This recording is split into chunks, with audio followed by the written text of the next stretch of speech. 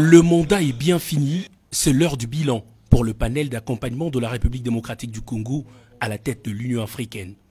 Face à une représentation de la presse nationale et internationale, les membres de ce panel ont étalé ce samedi en longueur toutes les activités considérées comme des acquis de la mandature du président Félix-Antoine Tshisekedi à la présidence de l'Union africaine. Le professeur Ntumba Luaba et ses collègues ont insisté sur entre autres activités diplomatiques et culturelles comme l'entrée en application de la charte de la Renaissance africaine qui est une sorte de feuille de route pour les gouvernements avec un accent sur les fondamentaux de la culture. Outre l'instauration du Grand Prix panafricain de la littérature, la tenue de la Journée mondiale de la culture africaine et afrodescendante ou encore le premier colloque sur l'albinisme, les panélistes ont également insisté sur la lutte contre la pandémie de la Covid-19 avec en exergue la mise en place de la plateforme de fourniture de médicaments. Ce grand homme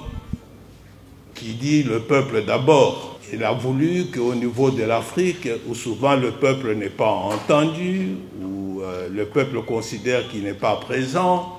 placer son mandat au service des populations africaines, des peuples africains, d'où sa vision spécifique d'une union africaine au service de peuples. Le président de la République a été vraiment au front de la lutte contre le Covid et dans d'autres domaines comme culturel, ça s'est vu, et dans d'autres secteurs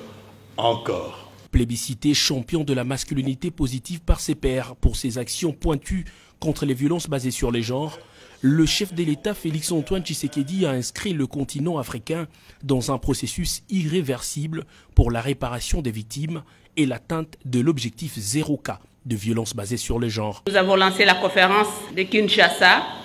sur l'égalité femmes et hommes en Afrique. Et là, nous avons fait venir des femmes de différents pays d'Afrique qui sont venues ici à Kinshasa. Et à la fin de cette conférence, il y a eu une déclaration sur l'égalité des sexes en Afrique.